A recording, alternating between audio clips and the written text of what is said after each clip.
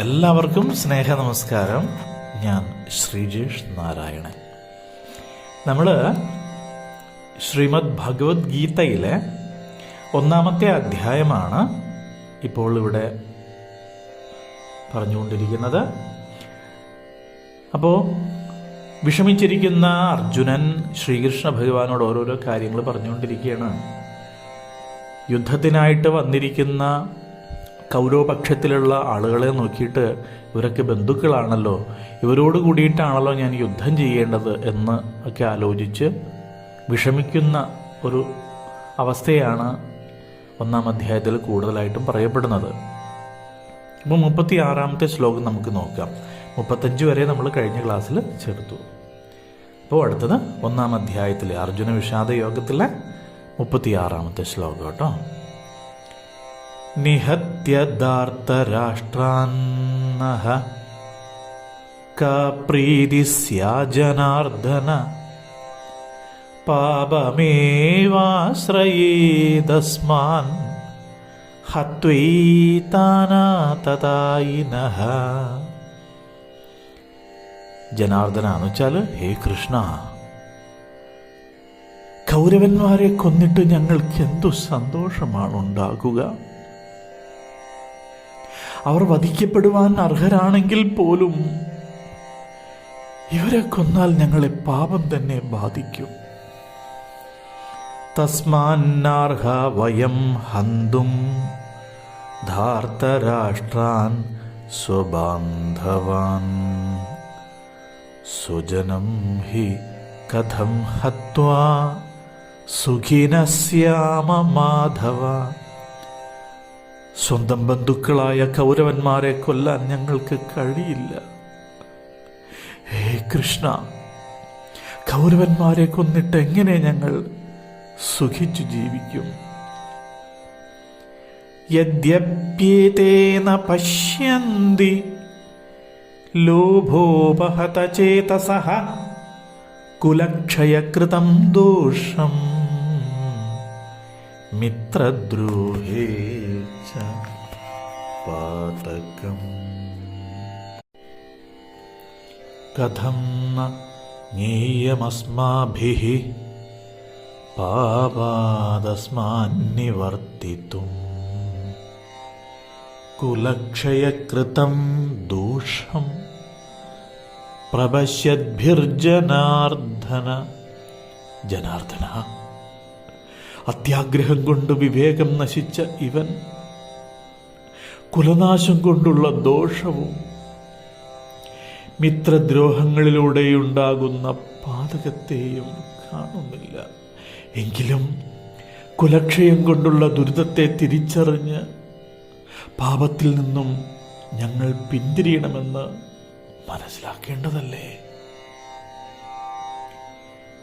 കുലക്ഷയേ പ്രണശ്യന്തി കുലധർമാ സനാതനാഃ ധർമ്മേ നഷ്ടേ കുലം കൃത്സ്നം അധർമ്മോഭിഭവത്യുതഃ. കുലം നശിക്കുമ്പോൾ സനാതനങ്ങളായ കുലധർമ്മങ്ങൾ നശിക്കുന്നു. ധർമ്മം നശിക്കുമ്പോൾ കുലത്തെ ആകമാനം അധർമ്മം ബാധിക്കുന്നു. അധർമാഭിഭവാത് കൃഷ്ണ പ്രദുഷ്യന്തി കുലസ്ത്രിയഃ സ്ത്രീഷു ദുഷ്ടാസു വാർഷ്ണേയ ജായത്തെ വർണ്ണസങ്കരഃ.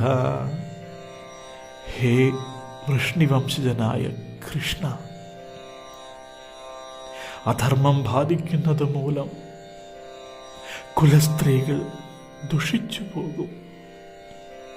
സ്ത്രീകൾ ദുഷിക്കുമ്പോൾ വർണ്ണസങ്കരം സംഭവിക്കാം. സങ്കരോ നരകായൈവ കുലഘ്നാനാം കുലസ്യ ച പതന്തി പിതരോ ഹ്യേഷാം ലുപ്തപിണ്ഡോദകക്രിയാഃ. വർണ്ണസങ്കരം കുലത്തിനും കുലനാശകർക്കും നരകത്തിന് കാരണമാകുന്നു. എന്തുകൊണ്ടെന്നാൽ ഇവരുടെ പിതൃക്കൾ ഉദകക്രിയ, പിണ്ഡം എന്നിവകളില്ലാതെ അധപ്പതിക്കുന്നു. ദോഷൈരേതൈഃ കുലഘ്നാനാം വർണ്ണസങ്കരകാരകൈഃ ഉത്സാദ്യന്തേ ജാതിധർമാഃ കുലധർമാശ്ച ശാശ്വതാഃ. കുലനാശകരുടെ വർണ്ണസങ്കരം ഉണ്ടാക്കുന്ന ഈ ദോഷങ്ങൾ ശാശ്വതമായ ജാതിധർമ്മങ്ങളും കുലധർമ്മങ്ങളും നശിപ്പിക്കുന്നു. ഉത്സന്ന കുലധർമാണാം മനുഷ്യാണാം ജനാർദ്ദന നരകേ നിയതം വാസഃ ഭവതീത്യനുശുശ്രുമ. അല്ലയോ ജനാർദ്ദന, കുലധർമ്മം നശിച്ച മനുഷ്യർക്ക് എന്നും നരകവാസം സംഭവിക്കുന്നു എന്ന് ഞങ്ങൾ കേട്ടിട്ടുണ്ട്. അഹോ ബദ മഹത് പാപം കർത്തും വ്യവസിതാ വയം യദ്രാജ്യസുഖലോഭേന ഹന്തും സ്വജനമുദ്യതാഃ. അയ്യോ കഷ്ടം! മഹാഭാവം ചെയ്യാനാണല്ലോ ഞങ്ങൾ തുനിഞ്ഞത്.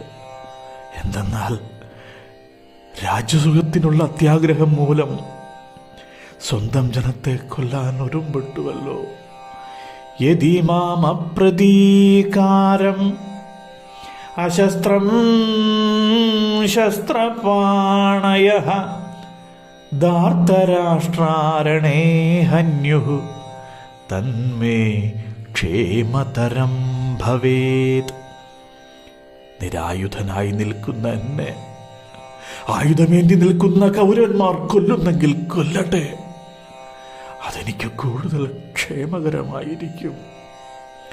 സഞ്ജയ ഉവാച ഏവമുക്ത്വാർജുനഃ സംഘേ രഥോപസ്ഥ ഉപാവിശത് വിസൃജ്യ സശരം ചാപം ശോകസംവിഘ്നമാനസഃ.